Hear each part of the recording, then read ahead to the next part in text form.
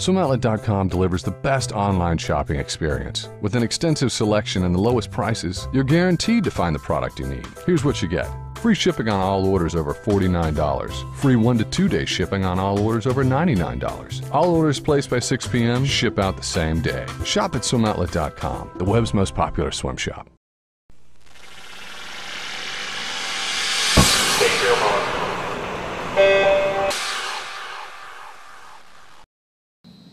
This is Race Day, sponsored by SwimOutlet.com, and it's the final race day here, day 8 in Omaha of the USA Swimming Trials. I'm Tiffany Elias, joined by Jeff Cummings and John Lone. 2 events tonight to wrap up this amazing 8-day stretch, starting off with the women's 50 freestyle, and Jessica Hardy does it again, 24-5 for the win. In for second, Carolyn Joyce with an emotional response after that. She had a great 24-7-3. In for third, Christine Magnuson, and we'll acknowledge Dara Torres' 4th place finish, 24-8. Yeah, I called it right. She didn't make the Olympic team, but I was kind of surprised about who got second. Carolyn Joyce sneaking in there, just a very emotional moment for her, just not making the 100 free, and just after all she endured in 2008, just great to see her get on that team. Carolyn has a way of waiting till the very last moment to make an Olympic team. 4 years ago, she doesn't qualify during the competition. The day after, she's flying from Omaha, lands in Chicago, her cell phone rings. It's Jack Bowerly telling her, by the way, you've been added to the team. And that was in the wake of Jessica Hardy's positive doping test for clenbuterol. Now today she waits to the very last minute here. Better late than never. She was extremely emotional. Make sure to check out that interview right after her race. 24-5 for Jessica Hardy, who coming into this said in all of her interviews afterwards, I thought I was a breaststroker this meet. First in the 100, first in the 50. That was an American textile best. So how's that event setting us up now for London? She's solid there, but there's a long way to go. If you look at Renomi Krumowit-Jojo from the Netherlands, Francesca Hassel from Great Britain, even Britta Steffen, the reigning champion, has cranked it back up after a few down years. There's work to be done there. Still, it's a great job for Jessica. She might say she was a 100 breaststroker, but we've all known that she's had very good sprint skills. She has those fast twitch fibers that just fire. I mean, she's always been a better 50 breaststroker than 100.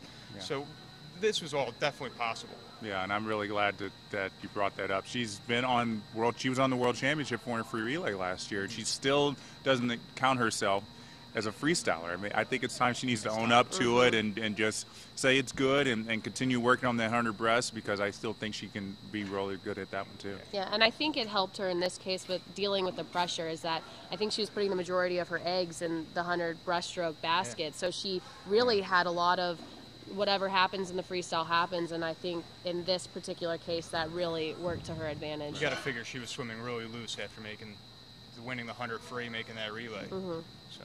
All right, so moving on to the guys 1500, Chad LaTourette with the opening speed unfortunately fell off. He grabbed 3rd place, but Andrew Gamel with the win, 14:52.1. Less than a half a second behind him was Connor Yeager. That was a pretty exciting race throughout the entire 1500. Yeah, I was looking at Chad LaTourette going out, but I was just wondering when either Andrew Gamel or Connor Yeager were going to break away from each other, and I thought Andrew Gamel might do it. He's got the open water experience, so he can start turning it on a little bit earlier and hold on.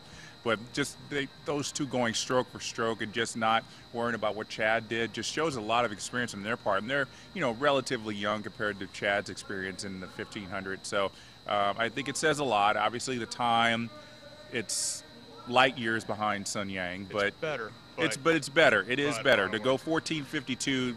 It has some promise. And let's look at this. Sun Yang's winning the gold medal in this event. He's the guy who took down Hackett last year. But even behind him, if you look at guys like Ryan Cochran of Canada, Gergo Kiss of Hungary, Osma Luli, the defending champion, like Jeff said, the Americans are light years away. 14:52s it's a nice step in the right direction.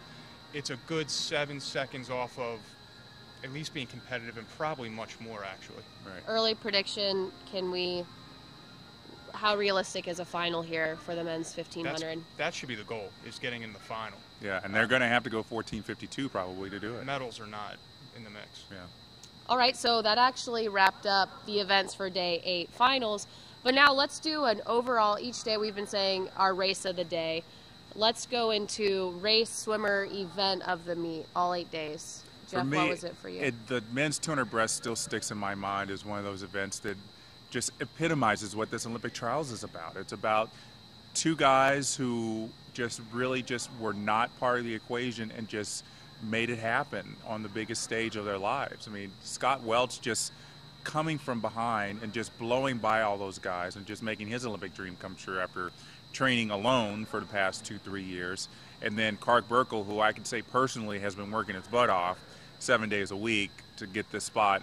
It's just real encouraging to see athletes like that. And I still got to give my hats off to Brendan Hansen and Eric Shanto. I mean, maybe the pressure of them being the two that were going to go, maybe that was a little too much for them. And but still, this is what trials is about. Every trials, there's always somebody, one or two people that you're just like, where did they come from? And the day after that 200 breast, everybody was still asking, who is Scott Welch? And I think it's just amazing to see him break through. What about you? I'll go with a second place finish, and that's by 1/100th of a second. What Anthony Irvin's done, stretching 12 years between his first Olympic berth till now, is head shaking. We all knew about how raw talent he had, and he had been swimming well in his tune-ups in his little year plus of a comeback. But to go 21:60 and to be right with Colin Jones in 21:59, all of a sudden we have two guys who are capable of medaling in the 50 freestyle, and the upside of a 31-year-old. Usually upside's reserved for somebody who's 17 years old to early 20s. We're talking upside on a 31-year-old with Anthony Irvin. Yeah. It's huge because of just how great he is in terms of a raw sprinter. Absolutely. But I just keep saying 21:60, personal best, 12 years later.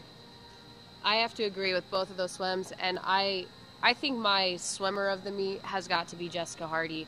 Her 100 freestyle, 53.9, the only one to get under the 54 barrier.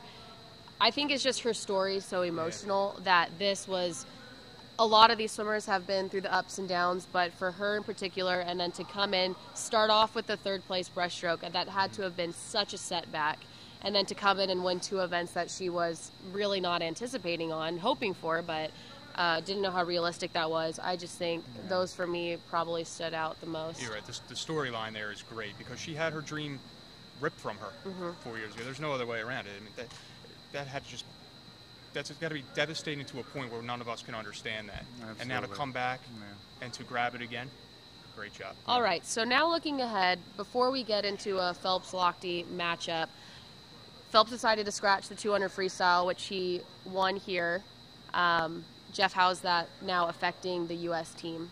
Well, Bob Bowman and Greg Troy said the decision was just to make sure Michael is fresh for that 400 freestyle relay, which they knew was going to be a challenge even with 4 fresh guys. And Michael will have a 200 free prelim and a 200 free semi before that 400 freestyle relay that day. So they kind of believed that Michael at his advanced age wasn't going to be able to have the speed that he needs on that relay that they need. I mean, if he does the leadoff that pretty much he's been doing all these years, he's going to have to be 47 mid at least in order to keep it competitive. And anybody, no matter what age, 200 freestyles is tough. So he decided to do that, and it also bumped Davis Tarwater up, which was something I'm still kind of wondering how they fit him in. But congratulations to him after 2008, some third place finishes. I also think it plays a benefit for Phelps later in the meet in terms of the 100 butterfly.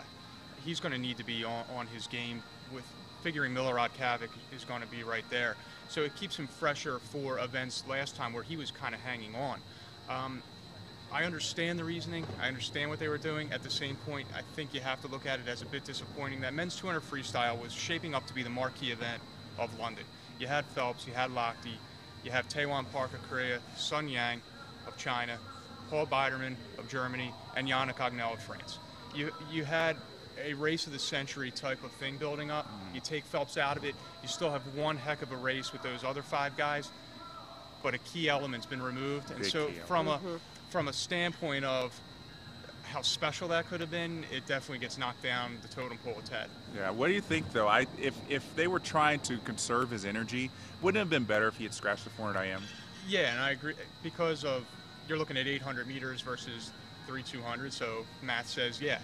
And it's also just such a grueling event. I do understand what Bob Bowman's saying. They want to get him off on the first day and rolling, get the wheels turning, and that does make sense. Get in and and just get a swim under, get 2 swims under. And I think that's his baby still.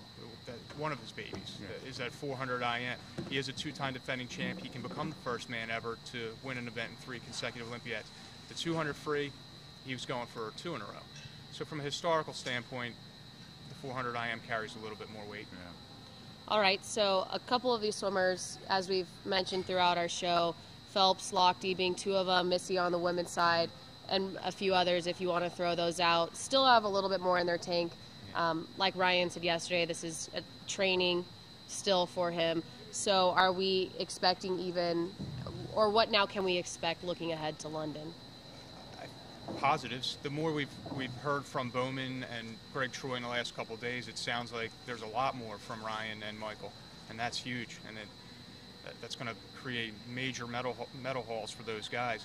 And Missy, and we talked about this last night a little bit, to go 2:06.10 in her 200 backstroke, you know there's a lot more there, and she's going to need that, because once she adds the relay duty to this, if she could walk out of this thing, if everything fell into place, and that's a huge if. And you look at Phelps a couple years ago, he had to have all these breaks go right for 8 golds. She's going to need breaks to go right just for 7 medals. Because no woman's ever walked out of this thing with 7 medals. Kristen Otto did it for East Germany in '88. It had 6 medals. 7's never been done. Yeah, it would be huge. But besides those 3, Phelps, Lochte, and Franklin, everybody else on this Olympic team has got to really get back to work, because a lot of them were fully tapered. Yeah. And a lot of them put up times it's like, I don't know if they're going to even make a final. So they've got to get back to work, and they all know this. The coaches know this. And I really do hope that, because it's the Olympics, we'll see some improvement. But unfortunately, as happens all the time, somebody will swim slower. But, we're just hoping that everybody can really peak at the right time and not falter it because it's the Olympics and get a little nervous. Now, how do you think our 2012 team compares to 2008? Not only who's on the team, but as far as how strong we were going into 2008 post-trials and how strong we are now. Are we weaker right now going in, or would you say about the same? I think the women's team is definitely stronger. Yeah. The women's team in the last few years has been developing, getting better and better. If you just run through some of the events, the 100 backstroke could be 2 medals. The 100 breaststroke could be 2 medals.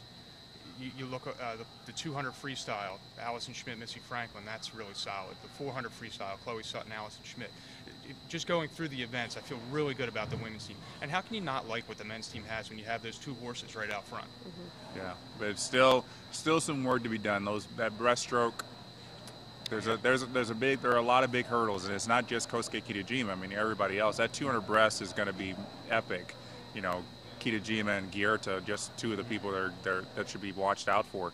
And as much as I'm happy to see Scott Welts and Clark Burkle make the team, they've got to push it a little bit harder. But I think the team looks a lot better than 2008 going in. I think a lot of people are saying we're going to walk out there with more medals than we did in 2008, just because everybody is more pumped up. And I think it has a lot to do with the fact that everybody saw 2008 and what happened in terms of medals and said we got to make more, and within USA Swimming said we've got to do more than just be Phelps and Lochte, and it's really coming to fruition now. All right, well, do we have any closing thoughts here as we wrap up trials in Omaha? The pressure of this meet always strikes me. I've been to a few of these things, and having gone to the last Olympics, the pressure here is unmatched. I mean, just to get out of the United States it's like getting through a jungle where you can't see a darn thing. Yeah. And so credit to everybody who was able to manage their way through, who realized that Olympic dream, and now it's a free roll, and then hopefully they'll take advantage. Yeah, I think I've seen a lot more tense expressions, and maybe it's because I had the advantage of being around the athletes in the athlete area, but it was so tense the first 4 days, and it really did kind of loosen up, but it was just so intense, and I've never seen any kind of meet like that, where every athlete is walking around just feeling like the world is on their shoulders, and that life is going to end if they don't make the Olympic team. I mean, this is the 3rd Olympic trials I've swum in. This is the 4th Olympic trials that I've actually been around, and so it's just been a lot looser.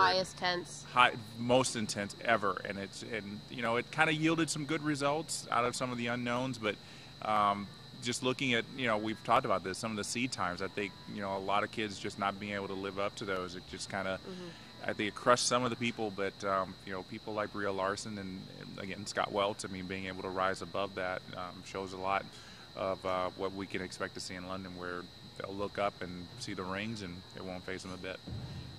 All right, well, I think that will conclude race day here in Omaha of the U.S. Trials. Thank you behind the scenes to a few people. Peter Bick, who is our photographer, been providing some amazing photos.